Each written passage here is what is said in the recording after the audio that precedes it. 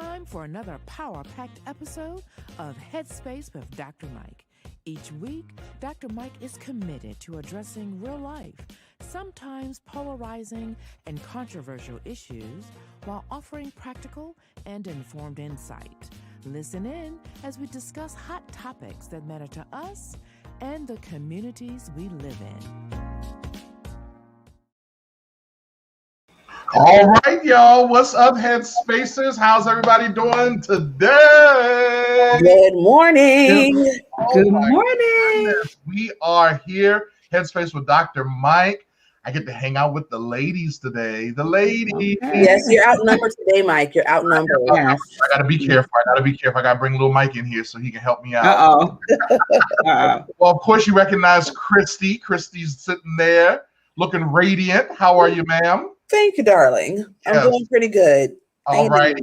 And of course, Kim has decided to come back and hang out with us for a little bit. What's happening, Miss Kim? Doing good. Glad to be here. Looking forward to a great show. How you feeling today? You know, both of y'all just look great. Like you just have a glow about you, as if you are just you just look like you're just happy. You're prosperous, I guess you should say. Super women, might I say?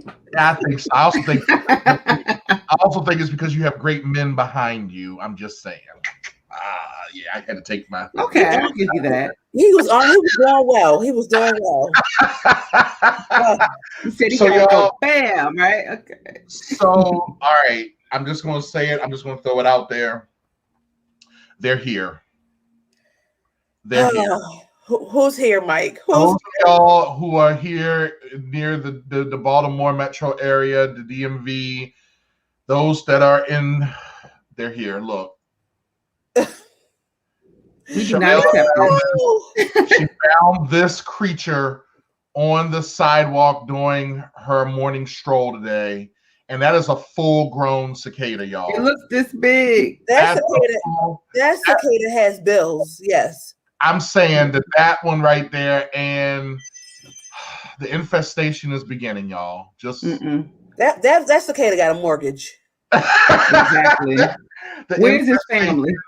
The infestation has started, so pretty soon we will be hearing the noise, and we'll be out and about, and they'll just be they just look so demonic, don't they? They got the red eyes, and they're all black. Yes. A friend of mine, she posted a meme today, or maybe it was just her quote. And she was just like, I really thought with all that we have been through in the last year and a half, that the cicadas would, at least give us a break this year. Maybe they would give us a year break, come back following year after, just so we can breathe a little bit. But no, these little buzzards want to come when they put right on time, like Jesus. And, we just got to go with it. What are we going to do? I just have bad memories of those cicadas being chased. I was pregnant when the cicadas were at last time, and just bad memories at the gas station, running around of trying to avoid them. And I swear I must have been on some YouTube videos because people were cracking up, laughing at me, ducking and diving. Like, they're not going to get you. I'm like, they're not going to get you. They're going to get me. That's how I felt. Listen, I have my little electronic wand, the little bat button. I'm ready. I'm ready. You're going to be bobbing and weaving. Okay. Yeah. We ready here. We're going to lean with it, rock with it, I guess. And so they're here. So I'm pretty sure over the next few weeks, we'll be sharing our cicada stories, maybe even have some cicada cooking lessons. Nope. But I hear they're a good source of protein. With that being said, I will never know. What y'all got for head notes today? Ooh, let's see. Where shall we begin? Let's talk about the Queen Mother. We'll call her the Queen Mother, Phylicia Rashad. Claire Huxtable, or Claire, aka Claire Hanks, right? AKA Claire Hanks Huxtable, yes. And her I won't say promotion, but her the honor Howard gets to have her as the Dean of Fine Arts. Yeah, that's incredible. That is incredible. That's right. Oh, do we have an alumni? All right, HU alum. Yes.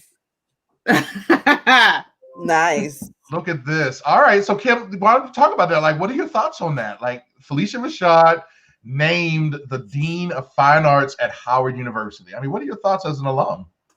I think that is so amazing. I remember being on campus and always hearing about Phylicia and Debbie being alumni of Fine Arts in that institution, and friends of mine that were there and all the opportunities. But I think what she'll bring to the school as the dean is additional avenues for some of our very talented students that look like us to get their foot into that door into Hollywood and other things, not just into acting, but into producing, into making movies, into being people behind the scenes. So I am excited. I am so excited for that opportunity for all of us and what we'll be able to see as a consequence. I agree with you on that. I think that you're right. When you think of actors and, you look at what their pedigree is, and you hear about the USC, or you hear about, the different schools, the fact that Howard will be a part of that conversation. And I think that's speaks volumes to the HBCU alum all over the world, and what that means for that. I think that's incredible. I think that's great. Do you think our vice president, just the fact that, do you think that she played a role in making HBCUs more popular? Do you think that played, I know it's not directly, but do you think she played a part in that? Like just making awareness to the HBCU life and all the opportunities that exist with it? Because I'm even thinking, Christy, you're a Morgan alum. I am. And just some of the news that we're hearing about Morgan, even, we don't have, Morgan doesn't have a vice president of the United States yet, right? But I mean, Morgan is actually on the scene too. So I mean, what are y'all's thoughts on that? I'm just proud, within the HBCU community, we compete and, we brag on our school and, and put down the other schools, in a joking manner. But overall, we are just super proud to just have the platform that HBCUs have deserved, a long time ago. I mean, the powerhouse of politicians, actors, engineers, businessmen and women who have come out of HBCUs is mind-boggling. And so just to see that finally in the last few years, HBCUs are really getting the respect that they have so long deserved. They're the respect and the love that we have for our HBCUs. It's just an honor to, to be a part of that type of family. And sorry, Mike, you didn't get that opportunity. I did. But it's just something about being at an HBCU. It's just family. It's just family. Being on a yard. A family reunion. Yes. But Mike, is not too late. Because he already said he was getting ready to register.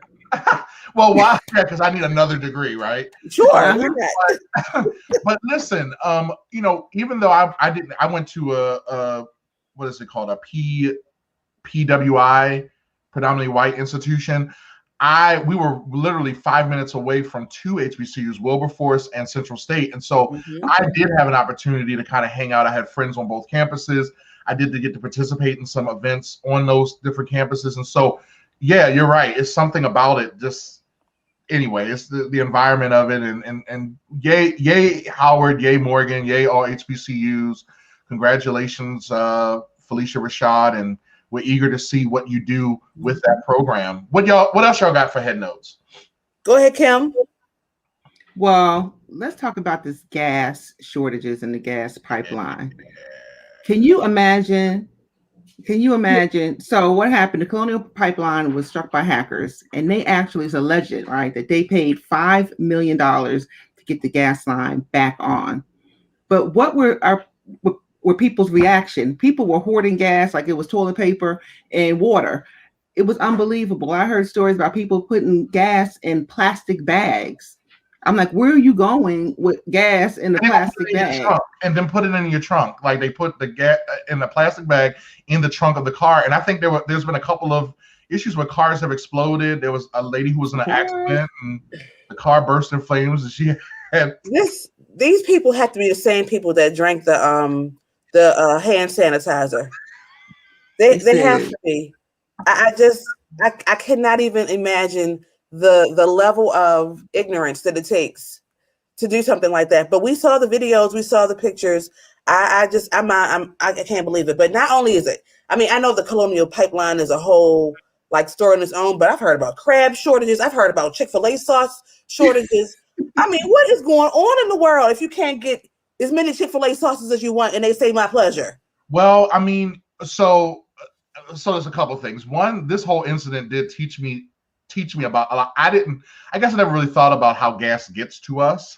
So Colonial Pipeline apparently is the pipeline that goes straight from Texas all the way up through the eastern seaboard. So apparently there are other pipelines that go through other parts of the country. So that in itself, I think, was educational. Sure. The second part about it is, so hackers got into the system and shut it down. Let's talk about that for a minute.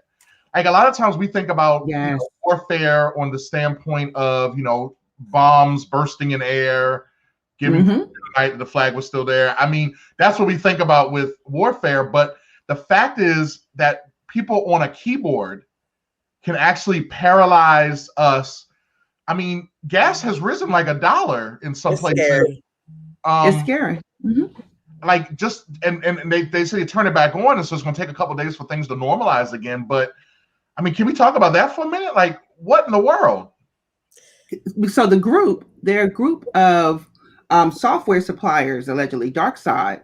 So they're individuals that come together and decided this is how we're going to possibly get back at big industry. And in 2020, right, there's been some analysis that said hackers have been able to, if you want to use the word extort, right, or gain $370 million through these practices. So this is really, if you think about it, not to be a scary person, but as you said, suppose this happened on a wider network. Suppose this happened not just with gas, but gas and your utilities.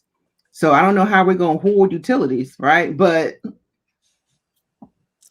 it's something to really be concerned about. And it's technology. You're talking about hackers. This is programming. This is back to education. Everything's in the circle. Yeah. Wow. I just want to know, to end this very scary topic on a light note, why can't somebody hack into the student loan system? Navient. And figure that out. I mean, why can't they get back at government that way? You see zero. Be like, say, thank you, Jesus. Hallelujah. There we go. It's a blessing. Go ahead, Crystal, do your thing.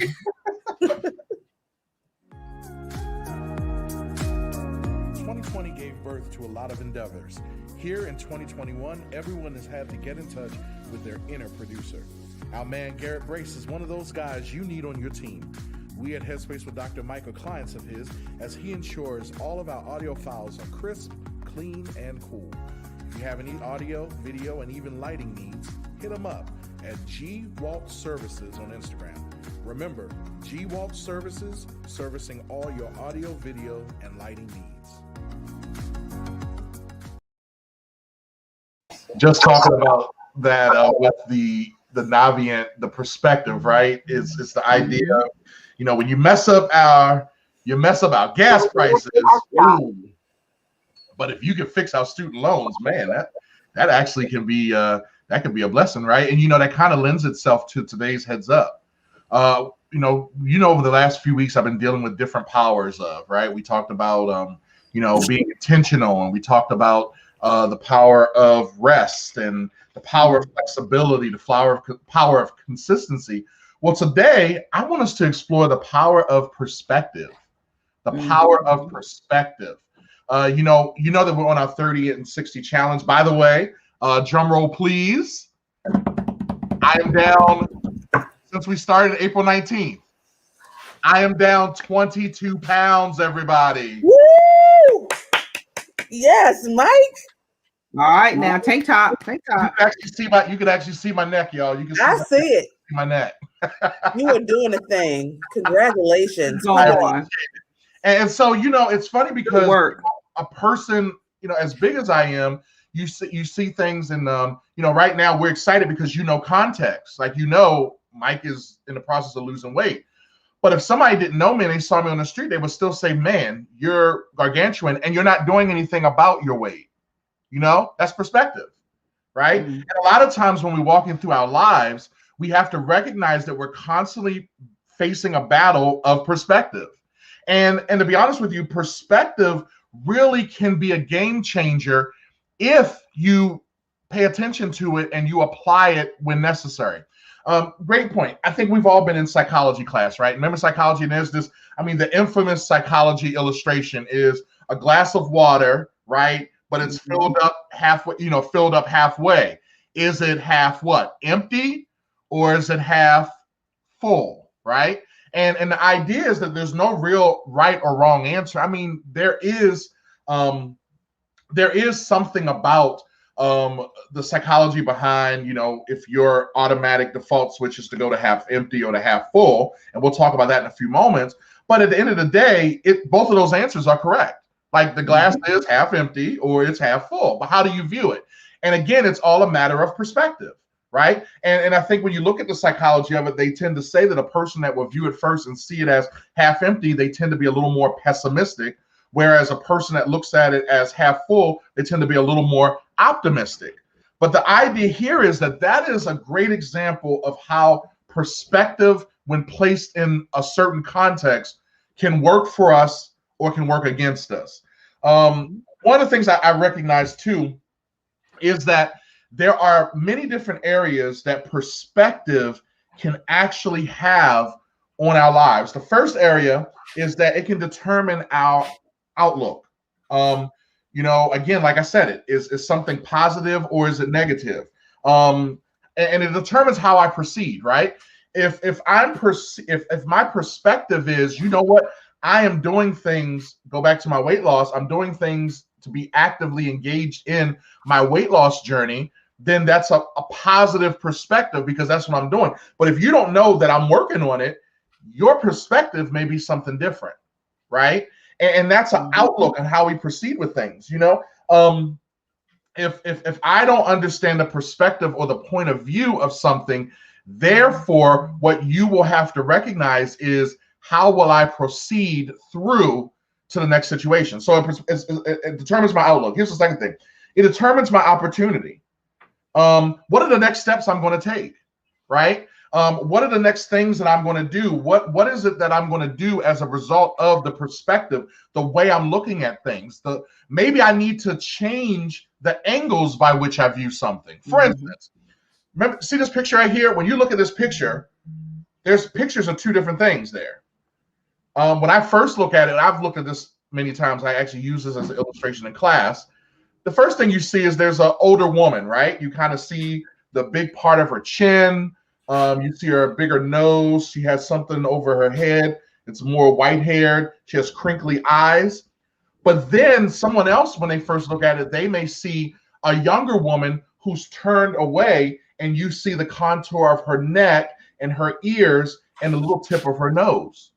That's perspective, how I proceed, and I go forward. So I start talking about this picture, and I may tell a story about this older woman. Why? Because that's what I see. Whereas if I see a younger woman, I tell a story about a younger woman. Why? That's what I see. What's the opportunity that I'm going to present here, right? We go back to the bottle, the glass being half empty and half full. One of the things that I'll start thinking about is if I'm viewing it, if I was thirsty before I drank and I need something to drink, and there's still some water in the glass, guess what? There's still opportunity there for me to get some water to get my thirst quenched. Whereas if the bottle is half empty, it means that I'm not thirsty anymore. Why? Because I've drank half the water in the glass. It's all about the opportunity that exists. Here's the third one. Remember what I said? I said outlook, opportunity. Here's the third thing, the optics. Dr. David Roby, my mentor in college, he actually was responsible for why I went to Cedarville in the long run, recruited me for the speech and debate team. And he was also the director of theater there. And I did several plays for him there. One of the things he used to say to us all the time, it's not what you feel, but what you reveal. I'm going to say that again. It's not what you feel, but what you reveal. And that really meant a lot, especially in the context of theater. How many times have you gotten up? You start going off with lines. Listen, every actor that has been on the stage will tell you that they do not deliver the lines 100% every time they do a show. But at the end of the day, the audience, because unless they have the script sitting in front of them, they will not know unless you tell them that you messed up. Well, how do we do it? They say, "Oh, I messed up." Well, no, I just keep on going. Listen, there have been many times where I just started talking, and my scene partner is like, "Dude, they're thinking to themselves, you just lost your lines. You don't know where you're at." And then all of a sudden, what happens is we start creating this whole set of dialogue in the experience because it's not what you feel, but what you reveal. That's the optics of it. See, a lot of times, depending on your perspective, determines how you view it and what it looks like. I told you all about the time that I actually spend as a official for refereeing for wrestling. And one of the things we always talk about is the fact that, as a referee, I'm supposed to be there to view certain positions at certain times. And if I'm not in the right position, there's certain things I can't see. But at the same time, it doesn't mean that the thing isn't there. It just means that I didn't necessarily see it. And so it also boils down to that as well. There are things that are always there, but because you're not in that perspective, because it's not a part of what you're used to looking at, maybe you didn't have experience with it before. Maybe it's something that wasn't as pronounced as you would think it should be. Whatever it is, just know it doesn't change it unless it's what your perspective is. So as you're moving forward in what it is that you're trying to get to, whatever your goals and your expectations are, remember the power of perspective, which can make a big difference. And that's my heads up. Follow the Headspace with Dr. Mike show on all social media platforms at Headspace DM. We want to keep you up to date on all of our hot topics and keep the dialogue going even after the show. We also value what's important to you and your community. DM your show ideas to us on Instagram or Facebook. The next time you log on, you may hear Dr. Mike discussing the very topic or issue close to your heart.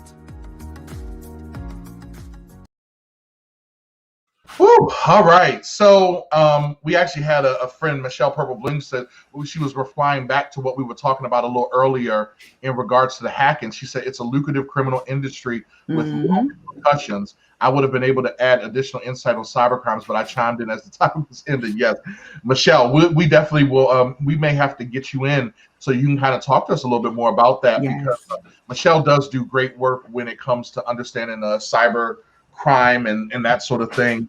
So definitely make sure we get out to Michelle. We're going to have you on because we want you to talk more about that with us. Thank you. What else do we got heads up going on? We have some other things going on. I know we've been talking a lot. I mean, we've been hearing a lot about COVID, and actually stuff is starting to open back up. A lot is starting to open back up.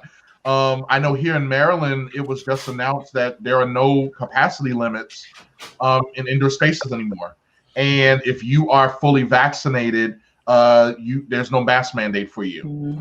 And those who aren't vaccinated, you're strongly encouraged to keep a mask on, but we already know what that means. So have y'all put your mask away? Like, are y'all letting y'all's mask go? I'm curious. Have y'all put it away? No. Because you don't know. No. You don't know. No. You know, I always have a song for something. No. I will continue to wear the mask. I don't think that's going to stop anytime soon. I think the mask for me is going to be around for some time. While I appreciate the strides that are happening, I do think the new rule, the new maskless mandate has confused people. I just see people asking so many questions about what if this, what if that. It's just too much. You got to wear it in the airport, but you don't have to wear it in the grocery store. Or, like it needs to be one black and white. It's too much gray. I agree. I totally agree with that. What you think, Kim? Well, I just think, one, people need to make their own decisions, right? But I do think that sometimes some of the masks need to stay. So when you talk about it indoors, and you kind of talked about this on a previous show, people in food service, I need you to keep wearing your mask, right?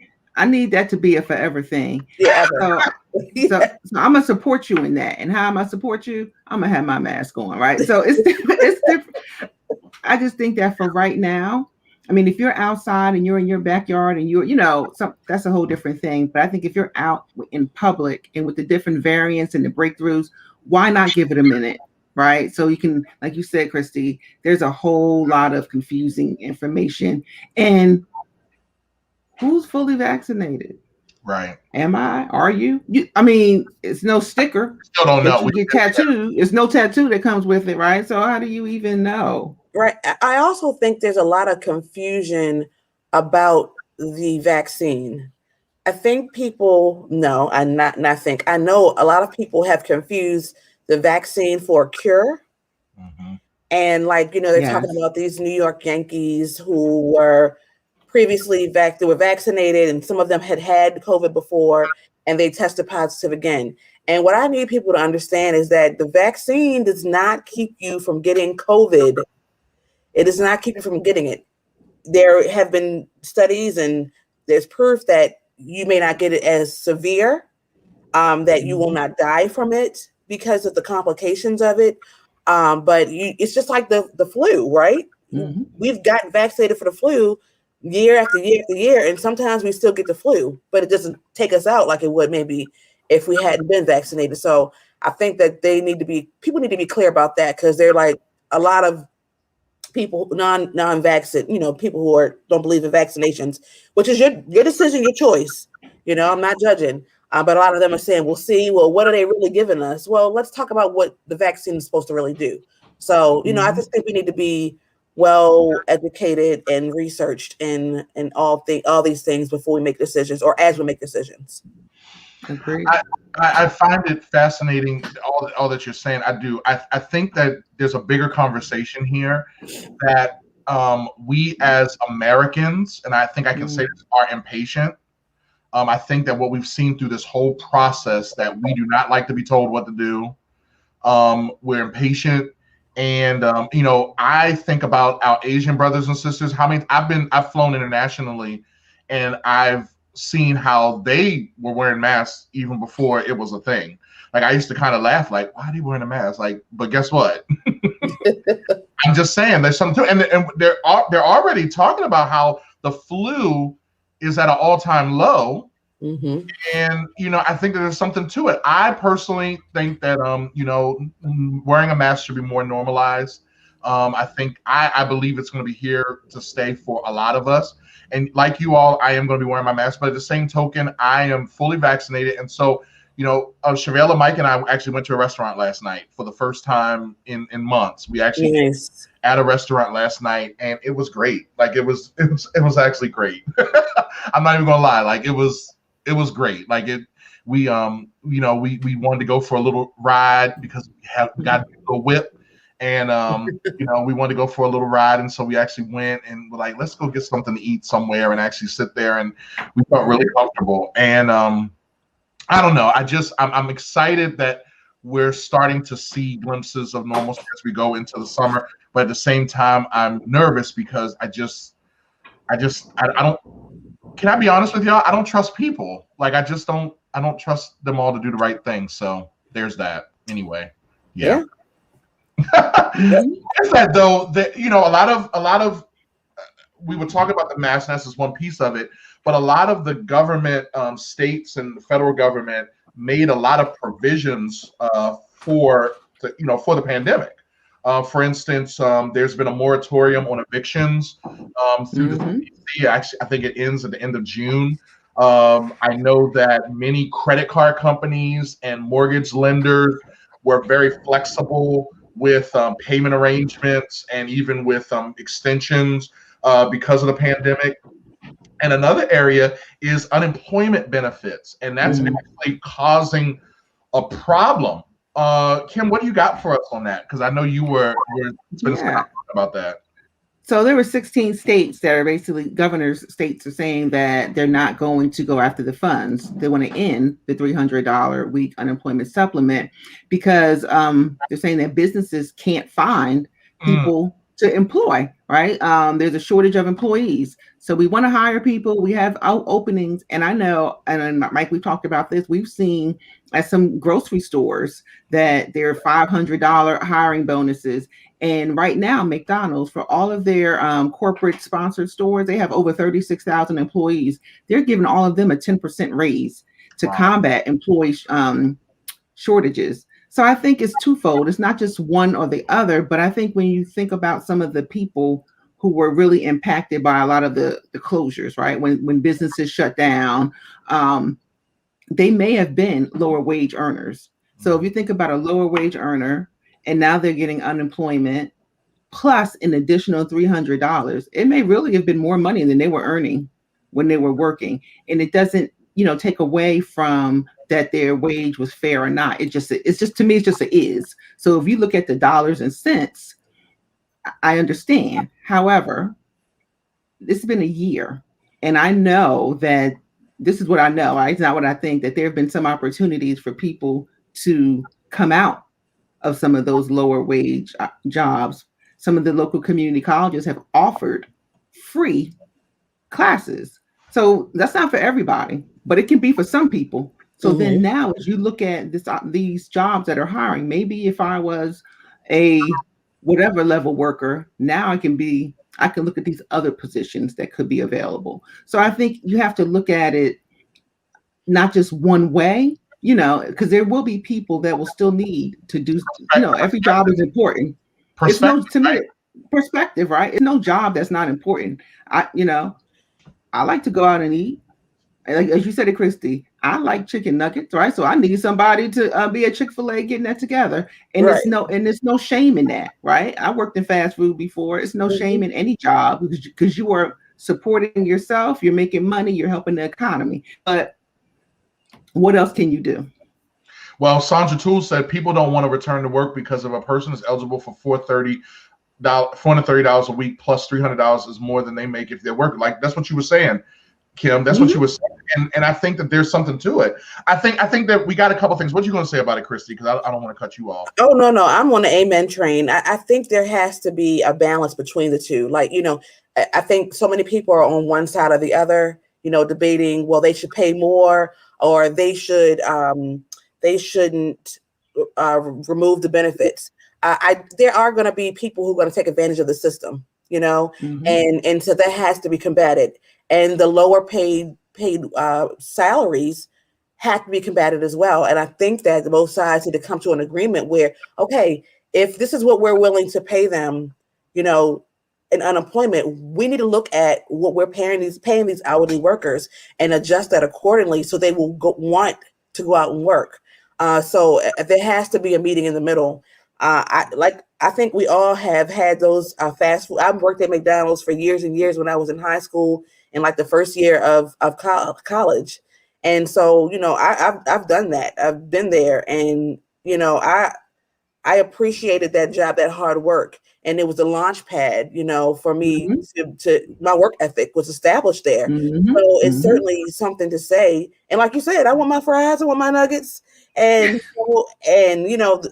every job, if we haven't learned anything about this pandemic, every job, especially the lower paid jobs, are vital to our existence. We cannot make it without the trash collectors and the grocery store workers and all those people.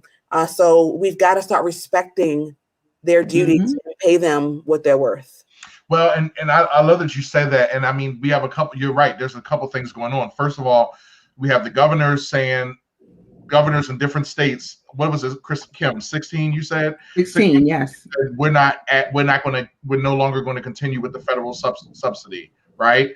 And so I personally, I don't like that they're doing that.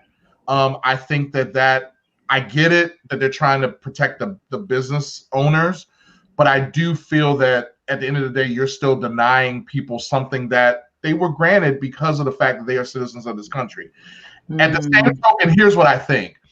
Those benefits are going to end. Yeah. Here's the thing. They're going to end. And I think this goes back to what I said a little earlier about how we as a country have a tendency to be a little more impatient and we don't want the process. We want to rush the process, right? Remember what a process is: a series of events that must take place in order for one big event to happen. And I think at the end of the day, it's one of those things where we almost have to let it play itself out, and it may take a little longer to do it. But again, I'm not those other companies that are suffering, that are being forced to shutter because people aren't willing to work for them. But I don't. There's a couple things that we'll probably have to go into another day. I think that there's other influences, right? For instance, we try to stay, on both sides of the political fence here, but there is some political stuff going on, because when you look at where those governors are, what types of states they are in, we start seeing that. Although I have to say, we have a Republican governor here in Maryland, and he just basically, what he did was he just said, look, we're going to start reinstituting the requirement to look for a job while you're getting the benefits. Yeah. And people are like, oh, that's bad. No, that's always been a requirement. It was just suspended during the heat of the pandemic. So he's basically just going back. And I'm not trying to tell you who to vote for and all that stuff. But what I am saying is that there are ways to get where we need to get to find that compromise, like you both were saying. And I think the key is we got to be a little patient. Even with the fact that Chick-fil-A sauce is dwindling down, there is a supply issue all across the country. Oh, Christmas time. They can't find drivers. They can't find drivers. They can't find drivers. There's also the health and wellness company I'm a part of. We're having issues with some of our products just because the ingredients aren't being manufactured fast enough. There's an issue with chips. When I'm not talking about potato chips, although that sounds good right about now, doesn't it? But I'm talking about like the microchips that are used for our TVs and our computers. We're about to see, Christmas is going to be interesting because they can't make those because they got to get the chips made in China and in other places that aren't necessarily on the best terms with us as Americans, but also production has shut down globally. And so there's a lot of other implications, and to just say it's because you're getting too much unemployment benefit, I don't think it's just that. But hey, that's why they pay them the big bucks to do that, and that's why we're here at Headspace with Dr. Mike, right? Speaking of big bucks, Crystal, go ahead and pay another bill. Our world is filled with polarizing topics that land most people on one side or the other. The Headspace with Dr. Mike team isn't afraid to take them on. Monthly, we will invite people on both sides of some of the most controversial topics, from the serious to the silly, to debate their positions. We look forward to charged discussions that will inform and entertain. DM your head-to-head show ideas to us on Instagram or Facebook at Headspace DM.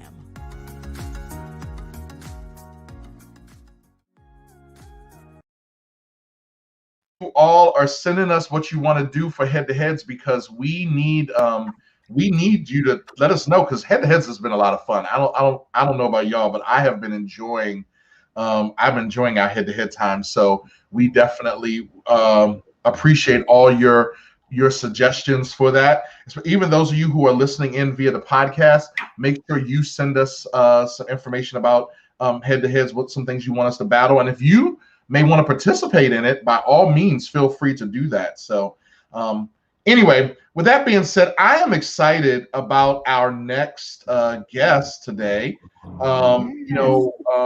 We have a great opportunity. We always like to promote others, especially when they are doing some great and wonderful things. And Kim, tell us a little bit about our next guest. Well, you guys are going to be in for a great discussion, to hear a great discussion today. Deanna DeBerry, she is my cousin, right? But that's not the only reason why she's great. So she is a tech, IT, and an app developer, among many other things, musician, and we can just go on forever. But we brought her on today to talk about a new app that she developed called Fruity Cornucopians. So a whole lot I just said right there, right? And to talk about entrepreneurship, and she is just a wealth of information, a wonderful spirit, and just someone that I think everyone would enjoy hearing from. So I'm going to turn it back over to Dr. Mike because I may be a little bit biased, but I'll let him let you and you guys be the judge of that. Oh my gosh. Well, I'm excited. Let's bring her in. Miss DeBerry, come on in. How are you today? Good. How are y'all? Good to see you. Good morning. Good morning. Sorry about the feedback. I had to, make something happen. All right, Deanna. Very good. Very good. So you created this app, FruityCornucopians.com, right? You created this app. Well, what is it? Like, what is the app? Like, tell us a little bit about it. So it's designed to help or encourage, should I say, music and art in children between the ages of 2 and 6. So my design for it was to give them the ability to not only pick up a book, but to also give them the opportunity to kind of interact with the book. I know children nowadays are mostly given devices, and that's good, but it also takes away from the art and the science and the beauty of just reading a book. So with my books, they're interactive. So if you pick up the book and then you have the app, all you would do is float it over the page and the page comes to life. So it's like holding your own little cartoon. Oh my goodness, that is incredible. Thank you. So what made you do that? Like what prompted you to create it? So I'm a mom and my baby is 22, but I'm still a mom. And when he was little, the challenge was children that age are mostly given for education, something with ABCs or 1, 2, 3s. And he was bored, and that always stuck with me. As he got older, it kind of interfered with his ability to kind of love the books and love learning. So I always wanted to give him an opportunity to do what I do, which is music and art, and see the beauty in it. And I noticed that as he was growing up, they didn't really introduce that until he was in junior high school or older child.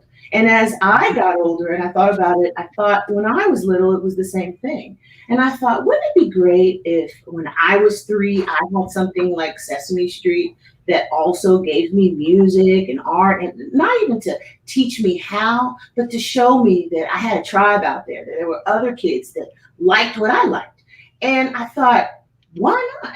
And then I thought, I don't know anybody that does that. And I was like, I guess I can do that. And so I just started building, and it became FruityCornucopians. Wow. So what has been the response? Like what have you been hearing from people that have been playing around with the app? Mostly excitement. There's a learning curve, and I think people are intimidated because it feels or it sounds like it's a lot, but it's not. It's no different than when you download any app. You can find it on all the platforms. So it's on Google, it's an Apple Play Store, it's everywhere. And also there's an album accompanying it. So the album is everywhere, and it just is to encourage and get kids to kind of thinking about music and thinking about the arts, and knowing that even though they're hard, it's something that you can do. It's something that you can learn from, and it's just something to have fun with. So, for example, one of the books coming in the future is going to be a ballet book, and it's just going to teach the basic 5 positions. And the song on the album is in a kind of a Jamaican kind of sound. It's kind of an urban album, so it gives them kind of a different rhythm, and they're all doing really good. I hit 13K, no promotion at all with the album, and the book is now, and it's so exciting. I'm really excited. Wow. Now, is this your first app? Like, is this the first app you've ever put together? It's the first one that I did completely by myself. Okay, I'm going to do this. It was the learning curve. That's why it took me so long. I had to learn everything from scratch.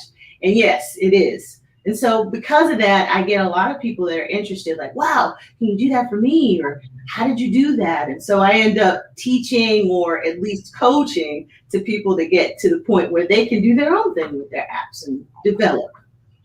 Wow. I tell you what, let's go ahead and take a quick break, and then we're going to come back because we want to learn more about this. And we actually learn a bit more about you because your story is very fascinating as well. So let's go ahead and hit our break real quick, and then we'll be right back with you. Okay.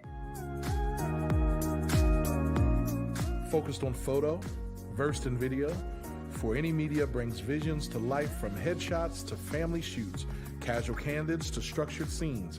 Our team can provide whatever you need. In Baltimore, you may have seen us at local events such as the Poly City Tailgate or the Randallstown Romp.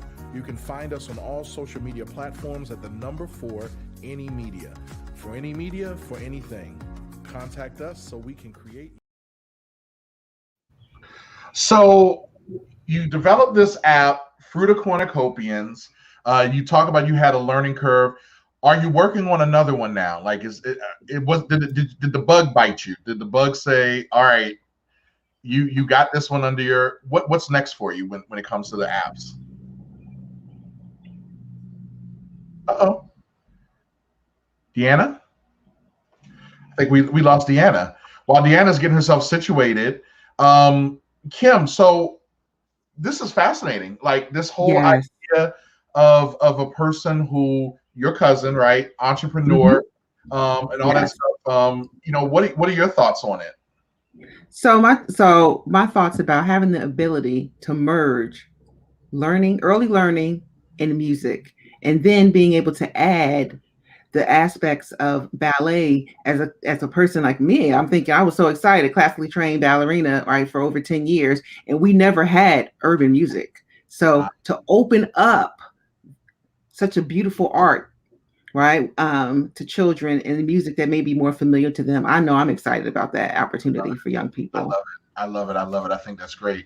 We got you back. Are you working on any other apps, Deanna? So right now, what I'm doing is I'm developing the Fruit of Cornucopians a little more in depth. So what I'd like for it to do is be more of an interaction with the child.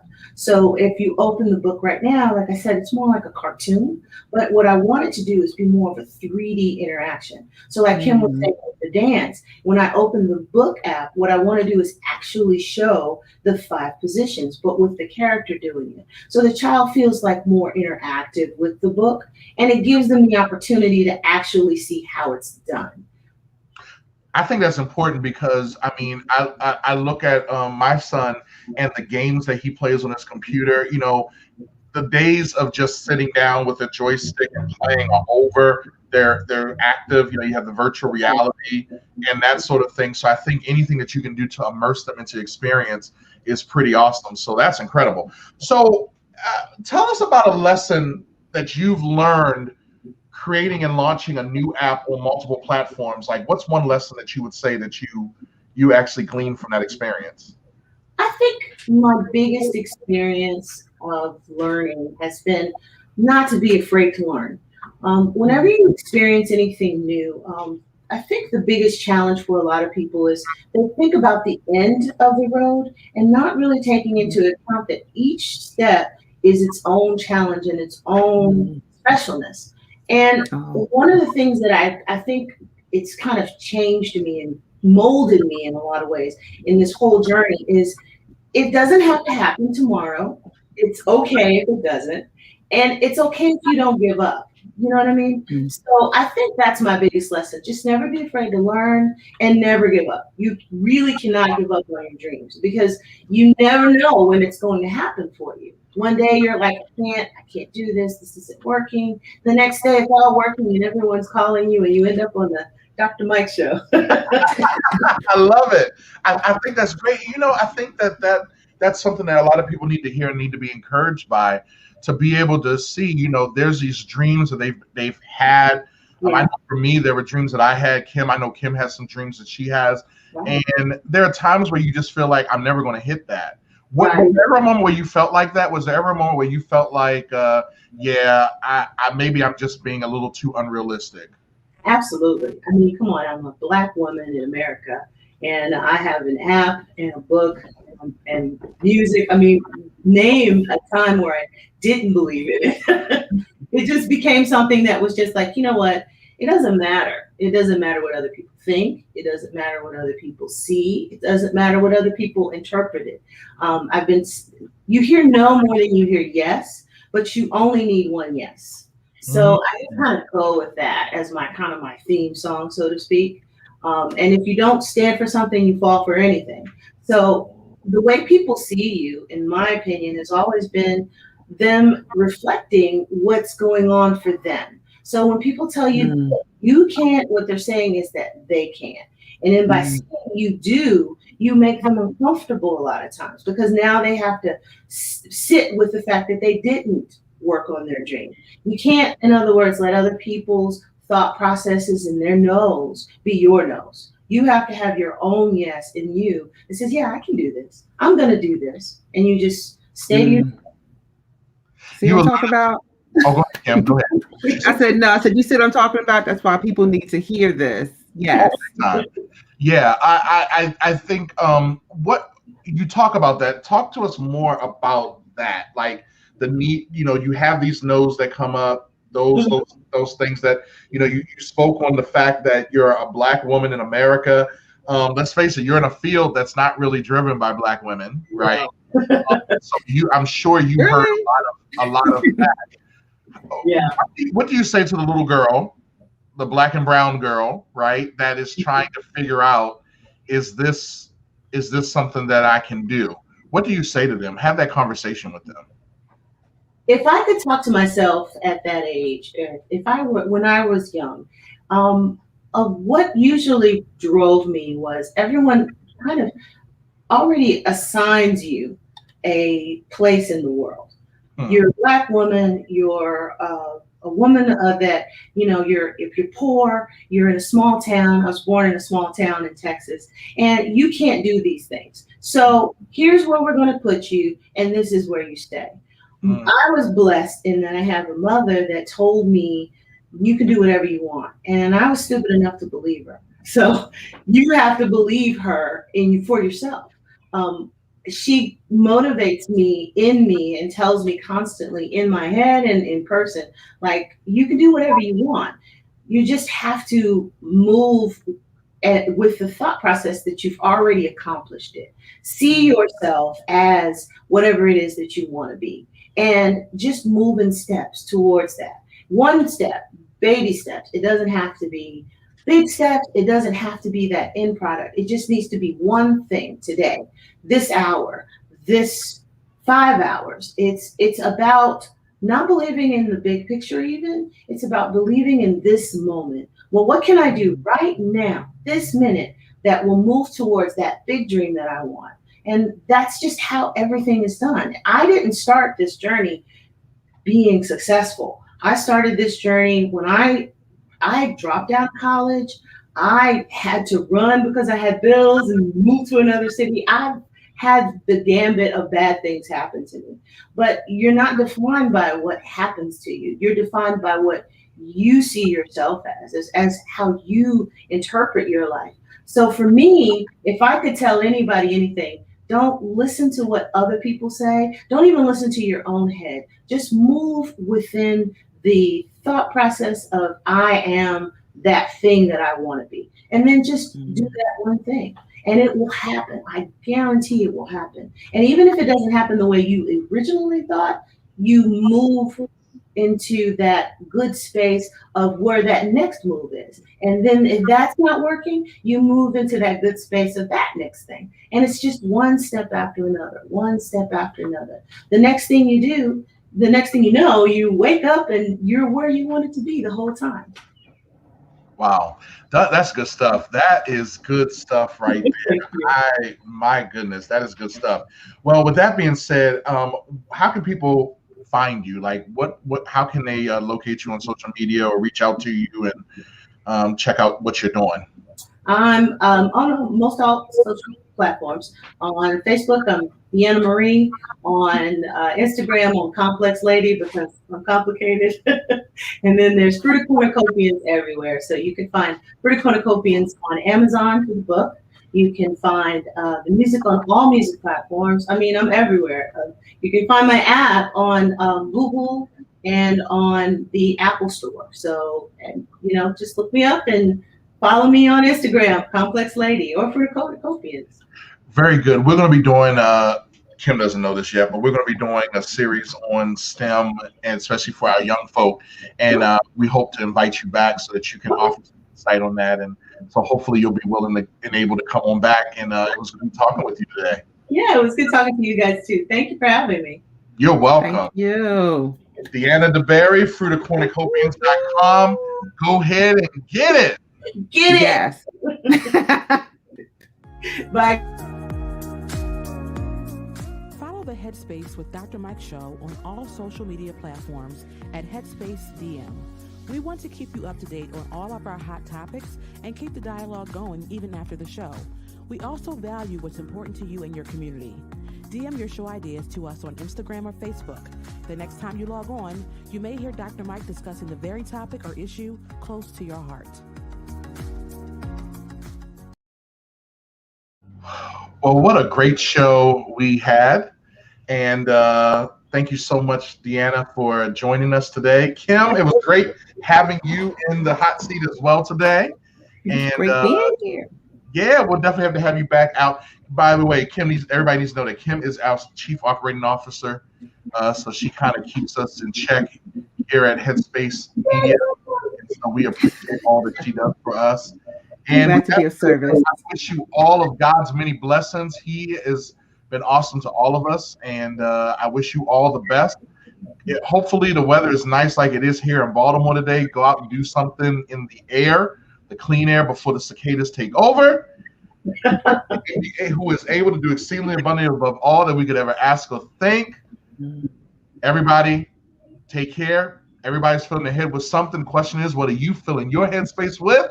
And on that note, see you next time.